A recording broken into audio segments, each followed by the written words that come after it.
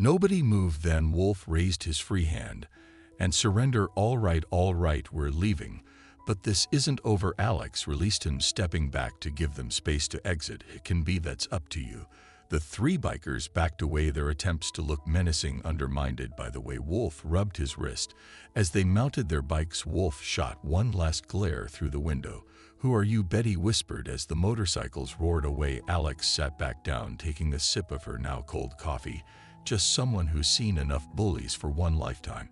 But as she watched the iron wolves disappear down the street, Alex knew Wolf was right about one thing: this wasn't over. She just painted a target on her back.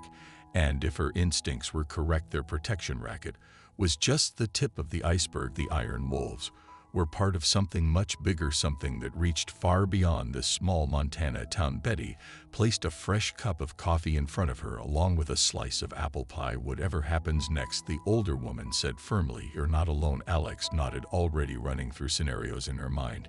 She'd chosen this town looking for peace, but sometimes peace had to be fought for. And if it was a fight the iron wolves wanted, they were about to learn why combat medics were the last people you wanted as enemies.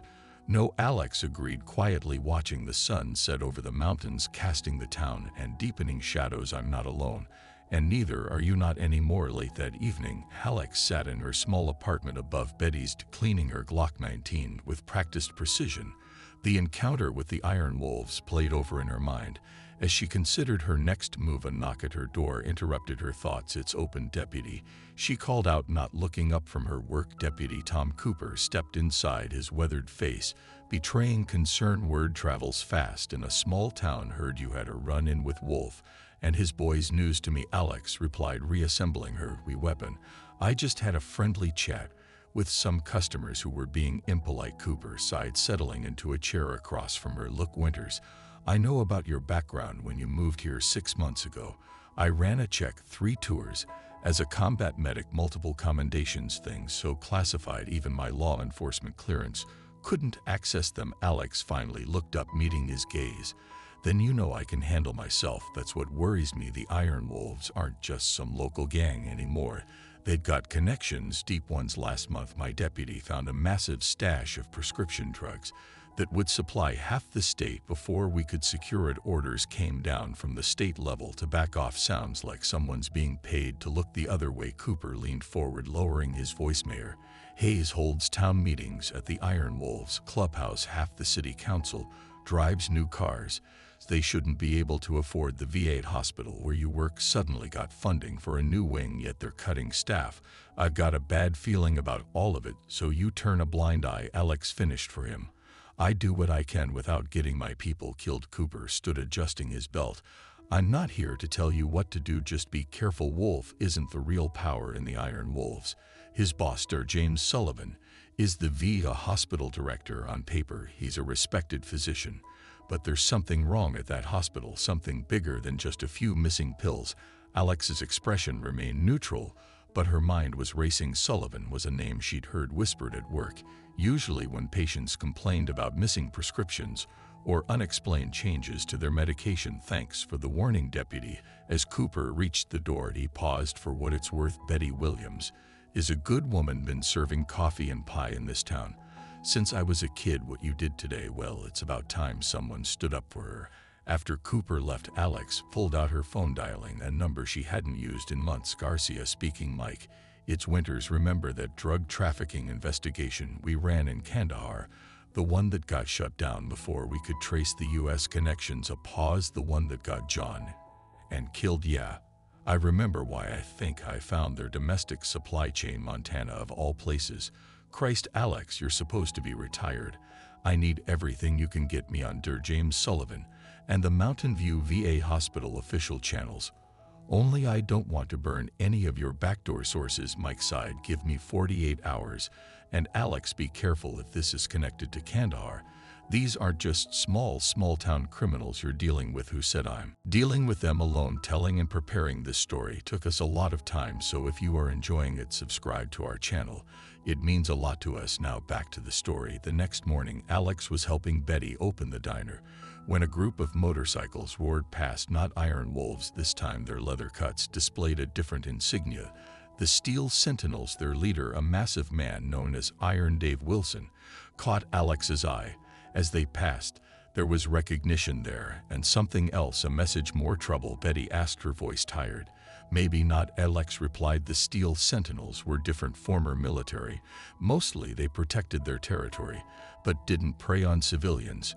And if Alex's instincts were right, they might be potential allies. Her phone buzzed with a text from Mike. Data coming through Sullivan. Definitely dirty money trails show millions flowing through shell companies. Also, your hospital's new wing funding came from an offshore account linked to terrorist drug operations in Afghanistan. Got coordinates for several storage facilities. Also, local intel suggests Steel Sentinels MC might be enemy of your enemy. Alex smiled. Things were falling into place. The morning crowd started filtering in regulars who'd witnessed yesterday's confrontation. They nodded to Alex.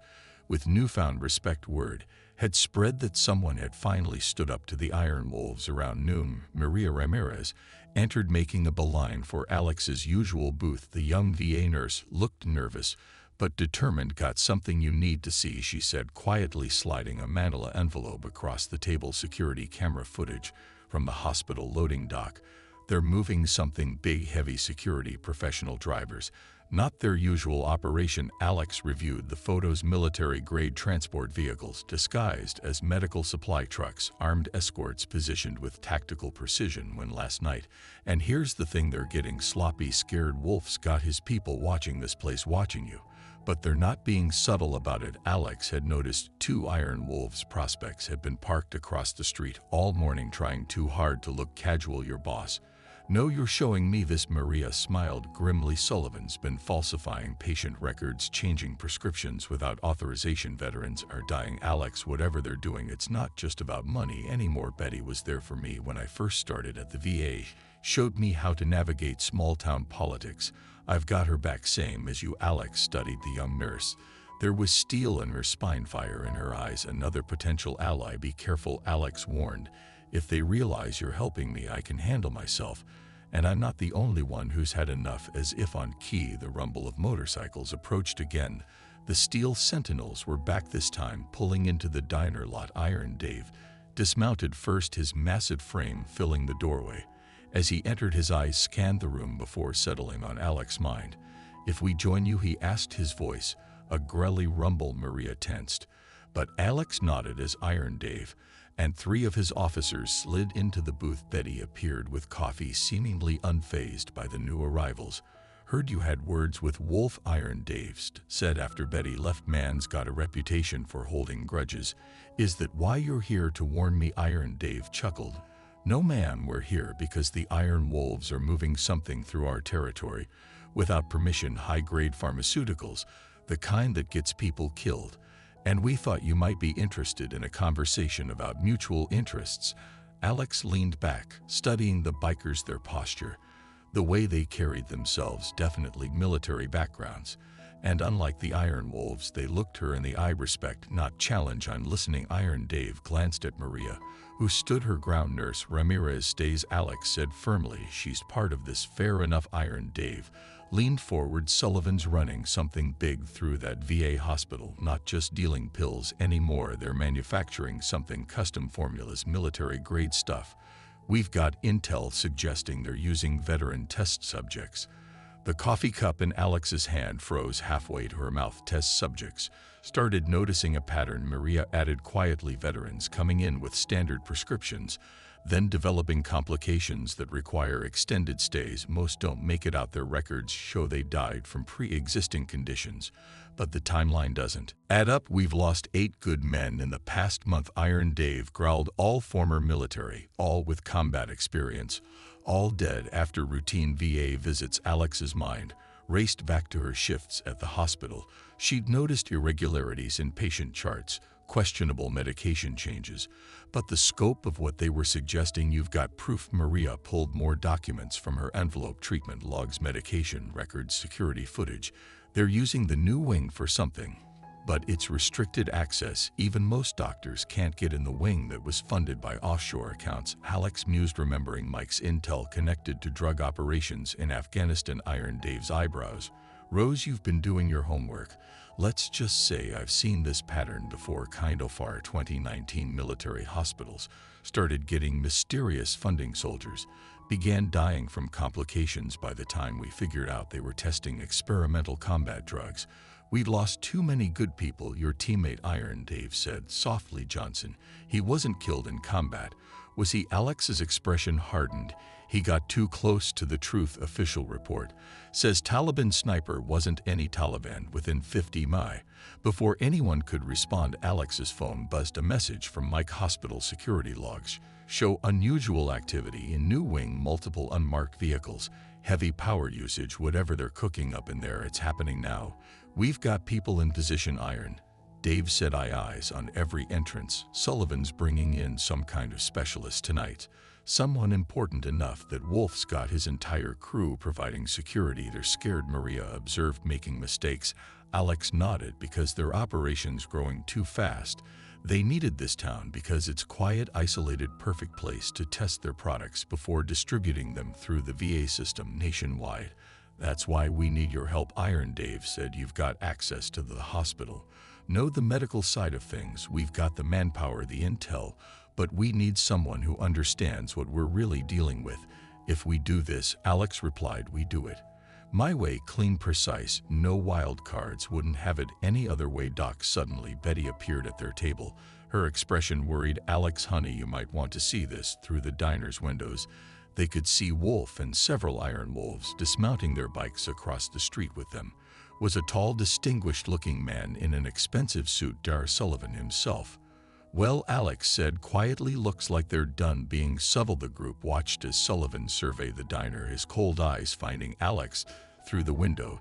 He smiled, a gesture that never reached his eyes, then turned to speak to Wolf. He's sending a message. Iron Dave growled. No, Alex replied, standing up. He's making a mistake. Maria, get those documents somewhere safe. Iron, I think it's time we had a proper conversation about strategy. Betty, the older woman, smiled grimly. Don't you worry about me, dear.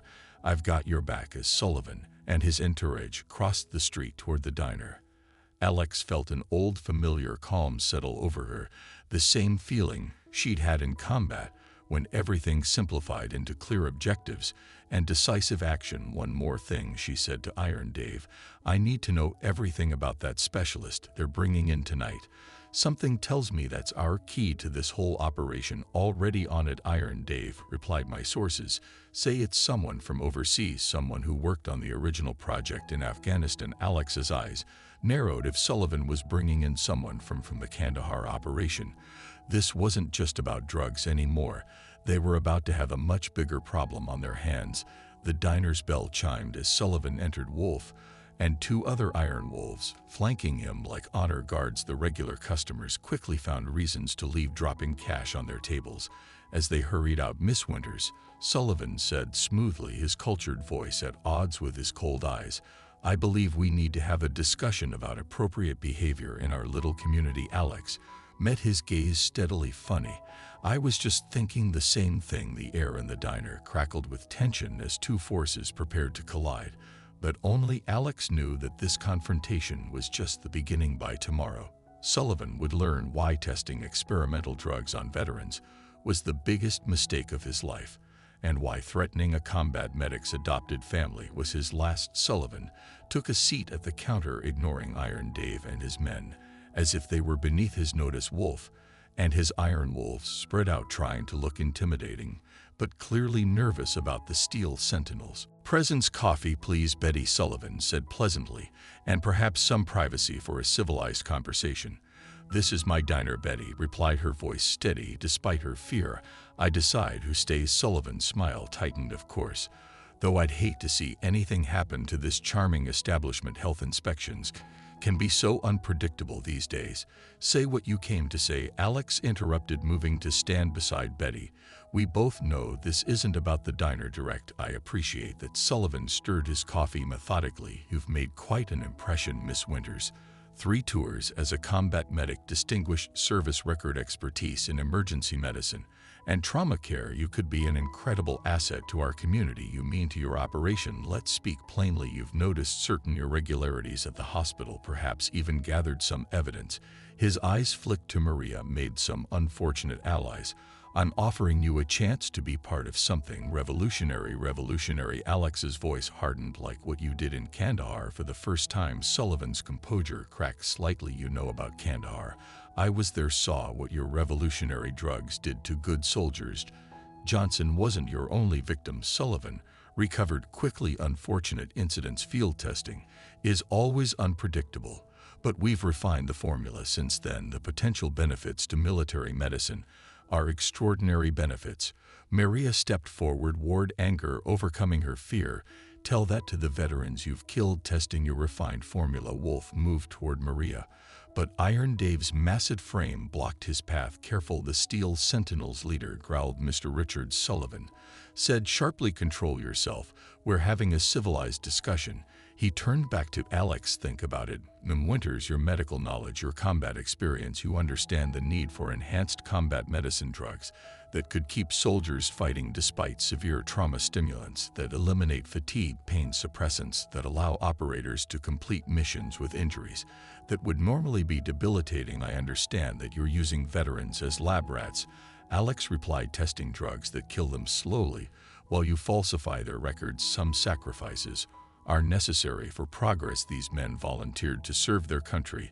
They're continuing that service. They didn't volunteer for this. You're preying on vulnerable veterans, manipulating their medications, addicting them to your experimental drugs until they're dependent on you. Sullivan's pleasant mask slipped further. You have no idea what you're interfering with. The project has support at the highest levels. Our specialist arrives tonight to begin the final phase of testing. After that, full production begins. This facility will supply enhanced combat drugs to private military contractors worldwide. Not if I stop you. Sullivan laughed softly. You, a small-town VA nurse, against my organization. He stood straightening his expensive suit. I came here out of professional courtesy, offering you a chance to be part of something historic. Instead, you choose to side with these. He gestured dismissively at Iron Dave and Maria, malcontents and troublemakers. I choose to side with the people you're killing. Very well. Sullivan's voice turned cold. Remember this moment, Winters, when everything you care about burns. Remember you chose this path. He turned to leave, then paused. Oh, and Betty, expect that health inspection tomorrow. I doubt this establishment will pass. As Sullivan and the Iron Wolves left, the tension in the diner remained electric. Iron Dave moved to the window, watching them ride away. Well, he said grimly, that could have gone better. Actually, Alex replied, it went exactly as planned. Maria looked confused. What do you mean? Sullivan revealed the specialist's arrival tonight confirmed they're moving to full production. And most importantly, Alex pulled out her phone, showing them a text from Mike. He was so focused on intimidating us that he didn't notice my contact tracing his phone. We now have the specialist's arrival details and the location of their main production facility. Iron Dave grinned. The new wing isn't their primary lab, is it? No, they're using it to identify potential test subjects. But the real operation is somewhere else, somewhere they think is secure. She showed them the coordinates. Mike had sent an abandoned pharmaceutical factory just outside town. Sullivan Shell Companies bought it 6 months ago. That's in our territory, Iron Dave said, near where we found those medical supply trucks. Exactly. And tonight, when their specialist arrives, they'll be moving their current test subjects and research data to the main facility. Alex looked at Maria.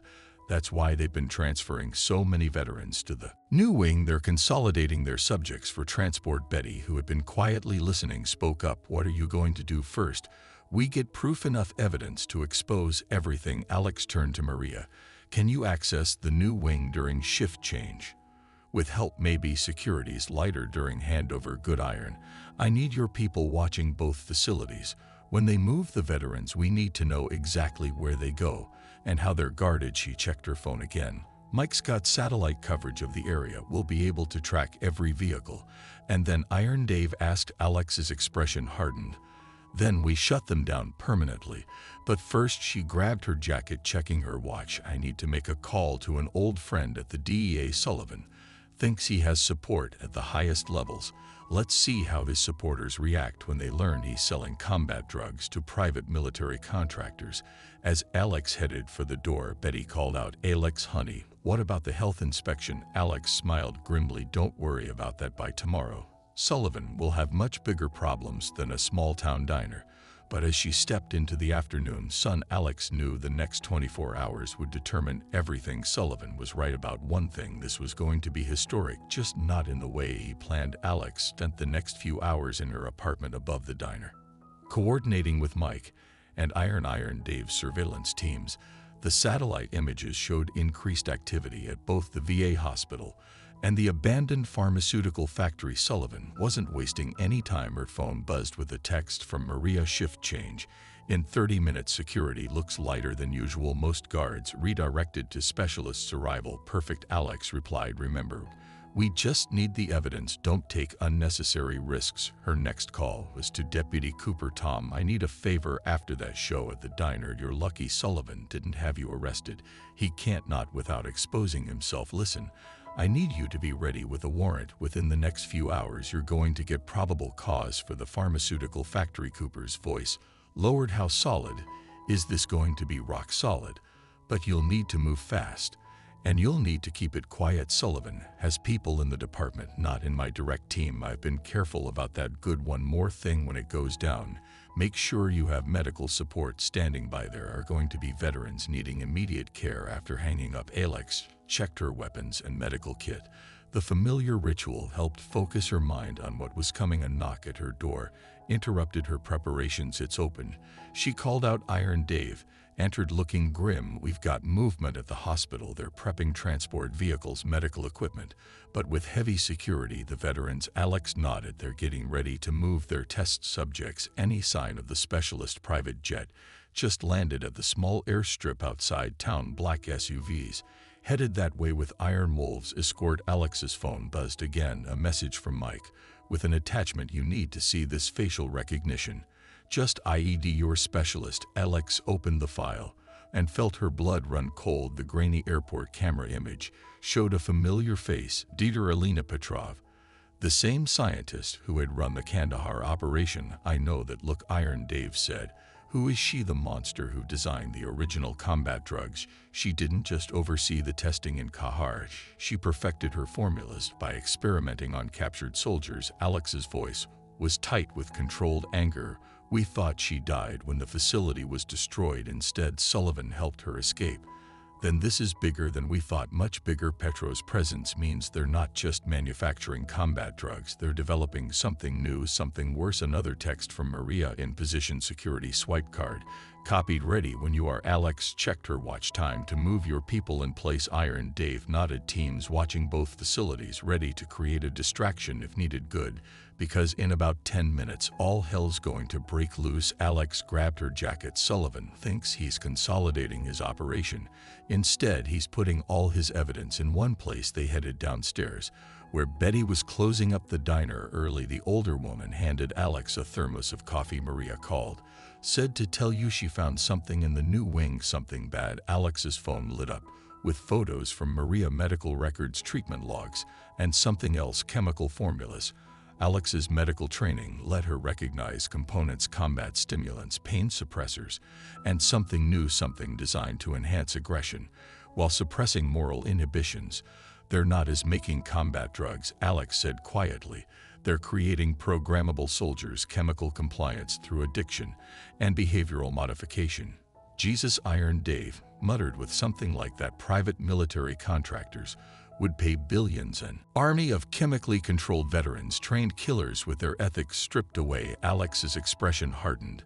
"And Sullivan's using our people, our veterans, as test subjects." Her phone rang. Maria's voice was breathless, scared. "Alex, we've got a problem. They're starting the transfer early. They're moving the veterans now." And the line went dead. Iron Dave was already moving.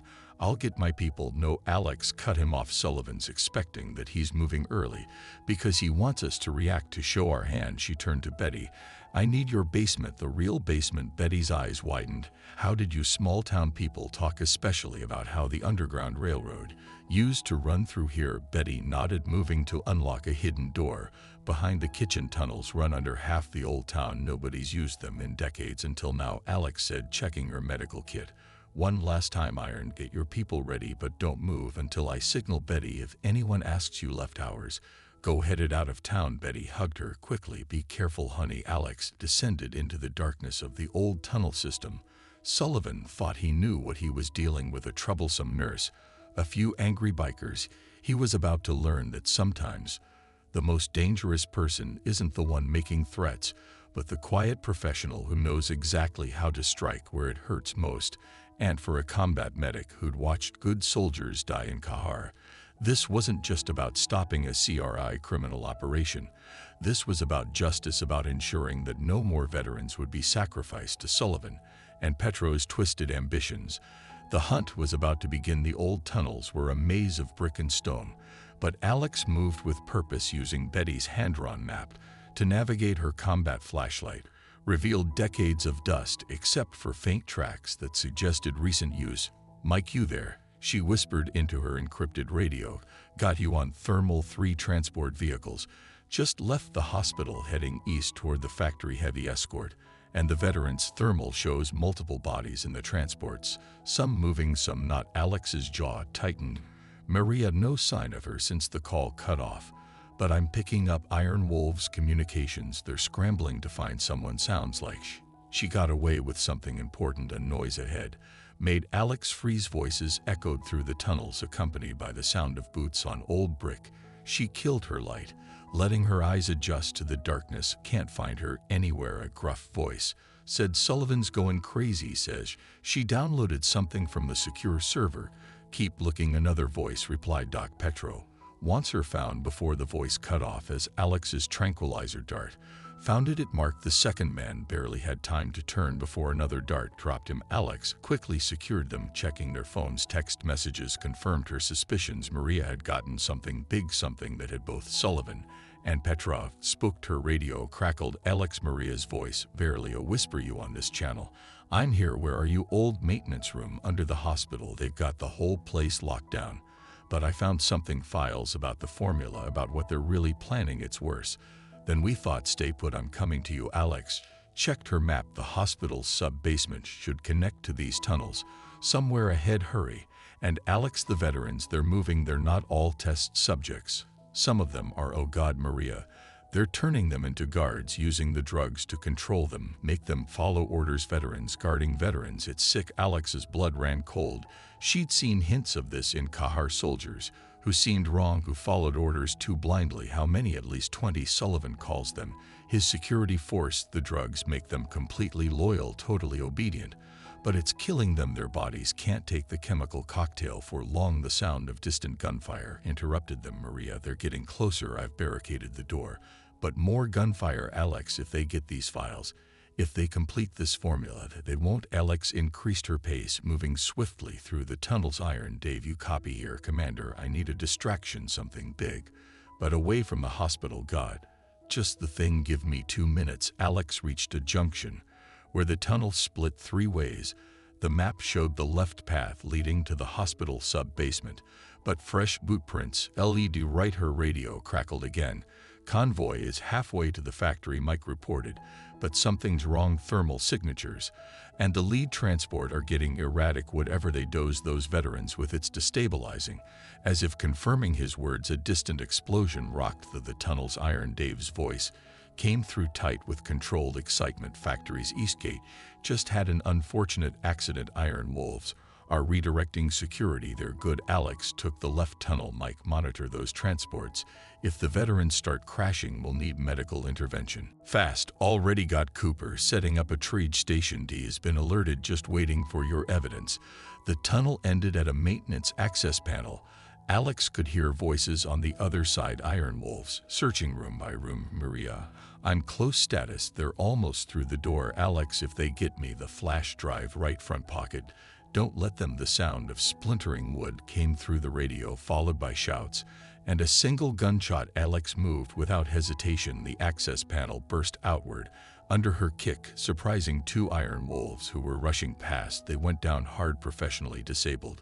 Before they could radio for help, the maintenance room door was 20 feet away, currently being breached by three more iron wolves. They never saw Alex coming. The first went down to a precise strike to the brain stem. The second caught a tran dart mitt, and the third found himself staring down the barrel of Alex's Glock. Droppage, she ordered quietly, or find out how many pressure points a combat medic knows. He dropped his weapon inside the maintenance room. Maria was clutching her bleeding arm, but her eyes were fierce. A laptop beside her was still uploading files. Took you long enough, she managed through gritted teeth. Alex quickly examined her wound, clean through and through. No major vessels hit. Upload complete. Just finished. Everything's there. Patient records, chemical formulas, financial trails, proof of what they're doing to the veterans. Maria pulled a flash drive from her pocket. Copies in there encrypted. Sullivan will need Petro's credentials to access it. Good work. Alex bandaged Maria's arm while keeping her weapon trained on the door. Now we just need to get you out of here. About that, Maria nodded toward the access panel where Alex had entered. Heavy boots were approaching fast. Alex smiled grimly. Ever wonder why they call us combat medics instead of just field nurses? She reached into her medkit, pulling out something that definitely wasn't standard medical equipment, because sometimes the best medicine is making sure the threat can't hurt anyone else first. Alex pulled two smoke grenades from her medkit, modified with her own special blend of sedative compounds. Deep breath, she warned Maria, pulling a filtered mask over her face. The grenades rolled into the corridor.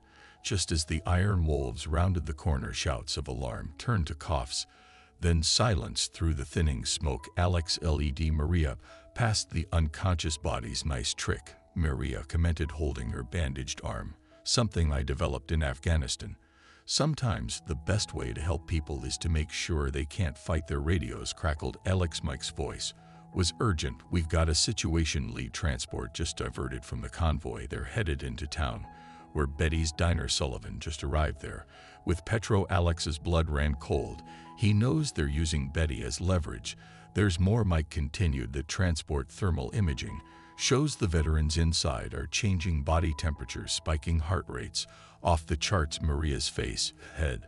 The new formula, they're field testing it on our own people. Alex growled. Iron Dave, you copy? Already moving. But Alex, we've got another problem. Local news just announced a surprise town meeting. Mayors ordered all businesses to send representatives. Mandatory attendance. They're gathering hostages. Maria realized insurance against interference. Alex checked her weapons and remaining medical supplies. Mike, how long until that transport reaches the diner? 10 minutes max. But Alex, these readings, whatever they've done to those veterans, they're not just controlled anymore. They're weaponized. Maria, get that flash drive to Cooper. He'll know what to do. Alex handed her a spare radio. Iron Dave, keep your people back. Until I give the signal we play this wrong, we'll have a hostage situation with chemically enhanced veterans as the muscle. What are you going to do? You? Alex was already moving through the tunnels toward Betty's. I'm going to have a chat with Dr. Petro about medical ethics. She emerged from the tunnels into Betty's basement. Just as vehicles began arriving outside through the diner security cameras Betty had installed after the first Iron Wolves incident, Alex watched Sullivan and Petro enter. The scientist was exactly as Alex remembered from Kahar, tall, elegant, with cold eyes that seemed to dissect everything they saw. Betty, Sullivan's voice carried through the floor. So good of you to host our impromptu town meeting. Dr. Petrov here is very interested in meeting some of our local citizens. Wasn't given much choice, Betty replied steadily. Oh, but you always have a choice. Petro's accent was still thick, her voice carrying that same clinical detachment. Alex remembered, just like your friend Miss Winters, speaking of whom, haven't seen her. Betty said she left hours ago. Alex's radio vibrated. Text mode only. Mic transport 2 minutes out. Thermal signature is critical. These guys are walking chemical bombs. Another message from Maria. Formula analysis coming through. They've combined the combat drugs with something new: synthetic adrenaline, augmented testosterone, chemical suppressants, targeting the frontal lobe. They won't feel pain, won't question orders, and won't stop until they're dead. Above, more townspeople were arriving, urged in by iron wolves.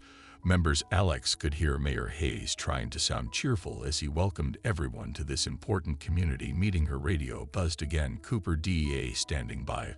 But Alex, if those enhanced veterans hurt civilians, they'll go and hide everyone in that diner. Could be collateral damage. Alex closed her eyes, thinking of Johnson, of all the soldiers lost in Kandahar. She wouldn't let that happen here, not to these people, not to her home. The transport's arrival shook the building slightly through the cameras. Alex watched as 4 men were LED and veterans. She recognized from the VA their movements were wrong, too rigid, too mechanical. Their eyes were distant pupils, blown wide from the drugs. Magnificent. Aren't they? Petro's voice carried pride. The perfect soldiers, no fear, no hesitation, no moral constraints, and completely loyal to those with the chemical key. The perfect slaves, you mean? Betty's voice was pure steel, a necessary evolution. Sullivan added smoothly, the future of private military contracting. And this charming town will be remembered as where it all began, assuming, of course, certain complications are resolved. Alex checked her remaining supplies. 3 Tran darts, 2 smoke grenades, her Glock, and a medical kit against 4 chemically enhanced veterans, a diner full of hostages, and the people responsible for Johnson's death. Her radio buzzed one final time. Iron Dave, in position, waiting for your signal. Alex took a deep breath, remembering her combat medic's oath to preserve life where possible, to prevent harm where she could, and to protect those in her care at all costs. I'm sorry, Sullivan, she whispered, but you really shouldn't have brought Petro to my town. She reached for her radio, ready to set her plan in motion. It was time to show them why the most dangerous person in a fight isn't the one with the biggest muscles or the most advanced weapons. It's the one who knows exactly how the human body works and how to make it stop. Alex switched her radio to a secure channel. All units execute plan Delta. Iron Dave, your teams have priority on the rear exit. Cooper, get your medical teams in position. We're going to have multiple casualties needing immediate treatment for drug overdose. Copy that. Iron Dave responded, teams moving into position now through the security cameras. Alex watched as more townspeople were herded into the diner. Sullivan had positioned the enhanced veterans strategically, 2 by the main entrance, 2 covering the dining area. Their movements were mechanical but precise, military training, amplified by whatever cocktail Petro had pumped into their systems. Now then, Sullivan addressed the crowded diner. Let's discuss the future of our community. Dr. Petro here represents a significant investment opportunity. You mean? She represents the people who've been killing our veterans. Betty interrupted, her voice carrying clearly despite her fear. Petro smiled coldly. Such a limited perspective. We're advancing military science, creating the next evolution in warfare. These men, she gestured to the enhanced veterans, are merely the prototype. Think of them as proof of concept. Alex's radio buzzed. Maria analysis complete on the formula. It's worse than we thought. The chemical cocktail literally burns them out from the inside. Life expectancy after administration 72 hours max. Disposable soldiers, Alex muttered. Use them up and throw them away. She checked her medical kit one final time, adding several specialized auto-injectors. She prepared for exactly this scenario. The cure might kill them, but it was better than letting them remain Petrov's puppets. Mike status on the other transports. Second transport diverted south, 3rd, heading for the factory. But Alex, thermal readings on your enhanced veterans are critical. Their core temperatures are way above sustainable levels. As if to confirm his warning, one of the veterans by the door started trembling, muscles spasming under the strain of the drugs. Time to move, Alex whispered. Iron Dave, start your diversion. Cooper, get ready. Maria, transmit everything we have to the DEA. Full data dump. Copy all. They responded in sequence. Above, Sullivan was still talking about community investment when the first explosion rocked the outskirts of town. The enhanced veterans turned toward the sound, movements jerky and aggressive. Maintain position, Petro ordered sharply, pulling out what looked like a medical injector. They just need another dose to stabilize. The power went out, plunging the diner into darkness. Emergency lights kicked in as planned, creating disorienting patterns of shadow and light. Alex had already moved through her pre-planned route, Emerging behind the counter where Betty stood, "Get down," she whispered to the older woman. The enhanced veterans were starting to destabilize. The combination of stress and drug interaction affecting their compromised systems. One began bleeding from his nose, his movements becoming more erratic. "Control them," Sullivan shouted at Petro. The scientist raised her injector, but Alex's tran dart struck her hand before she could use it. The injector clattered to the floor as chaos erupted. The enhanced veterans, losing their chemical control, began moving aggressively, but without direction. Townspeople screamed, ducking under tables as the massive men started grabbing at anything that moved. "Iron Dave now!" The steel sentinels burst through the back entrance, moving with military precision to evacuate civilians. Sullivan pulled a pistol, but Betty of all people took him down with a well-aimed coffee pot to the head. "That's for threatening my diner," the older woman said firmly. Alex moved fast, using her knowledge of anatomy to take down the enhanced veterans with precisely targeted tranquilizer darts. But the fourth veteran, the largest of the group, seemed to shake off the sedative effect.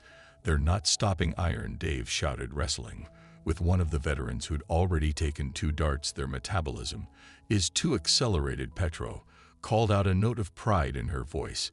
"Despite her situation, conventional sedatives won't work. They'll fight until their hearts explode." Alex reached for her specialized auto-injectors. "Then we give them something unconventional." She moved like a shadow through the chaos. Years of combat medicine, letting her strike with surgical precision. The first auto-injector found its mark in a veteran's carotid artery, a cocktail of her own design, developed after studying similar cases in Kandahar. The massive man went down hard, his system overwhelmed by the counter-agents. The second veteran followed, then the third, but the fourth, the largest, turned toward Alex with terrifying speed. She recognized him suddenly. Staff Sergeant James Wilson, a survivor of 3 IED attacks in Iraq. He'd been one of her regular patients at the VA, always bringing candy for the nurses. "I'm sorry, James," she whispered, ducking under his swing. "This is going to hurt." His fist crashed through the counter where she'd been standing, but the movement exposed exactly what she needed: access to his subclavy artery. The auto-injector plunged home. Wilson staggered, fighting the counter-agents for several seconds before finally collapsing. Alex immediately began emergency treatment, her medical training taking over. "Cooper, get those med teams in here now. We've got 4 veterans crashing." As paramedics rushed in, Alex turned to find Petro trying to escape through the kitchen. The scientist's cold facade had cracked, showing fear for the first time. "It's over," Alex said, advancing on her. No more experiments, no more dead soldiers." "You don't understand," Petro spat. "This is the future. We're creating the perfect warrior." "No," Alex cut her off. "You're creating disposable weapons out of men who already gave everything for their country. And for what profit?" Petro reached for something in her coat, but Alex was faster. The scientist went down hard, her head cracking against the tile floor. "That's for Johnson," Alex said quietly. "And for every other soldier you murdered." The next hour was a blur of medical procedures as Alex worked with Cooper's teams to stabilize the enhanced veterans. The counter-agents were hard on their systems, but it was their only chance. "D's here," Iron Dave reported, watching federal agents swarm the scene. "They've already secured the factory and the other transports. Maria's evidence is solid. They're taking down Sullivan's entire network." Alex nodded, still focused on monitoring Wilson's vital signs. "The other veterans being rounded up now. Cooper's got medical teams standing by with your counter-agent formula." Betty appeared with fresh coffee, seemingly unfazed by the destruction of her diner. "They'll live, some of them," Alex replied honestly. "The ones we got to in time. The others," she thought of the transport that had made it to the factory, "we were too late for. But we stopped them," Betty said firmly. "Stop them from doing this to anyone else." Alex watched as federal agents lulled Sullivan and Petro away in handcuffs. The scientist was ranting about scientific progress, but no one was listening. "Mike," she spoke into her radio, "tell the DEA they'll find the original Kandahar files at the factory, everything they need to close that case. Too already done. Johnson's family will finally get the truth." Alex turned to survey the damaged diner tables, overturned windows broken, but amazingly no civilian casualties. The townspeople had worked together, protected each other. When it mattered most, Betty said, following her gaze, I always wanted to remodel anyway. Despite everything, Alex found herself smiling. This town, these people, they'd become more than just a place to hide. They'd become home. And sometimes protecting your home meant being exactly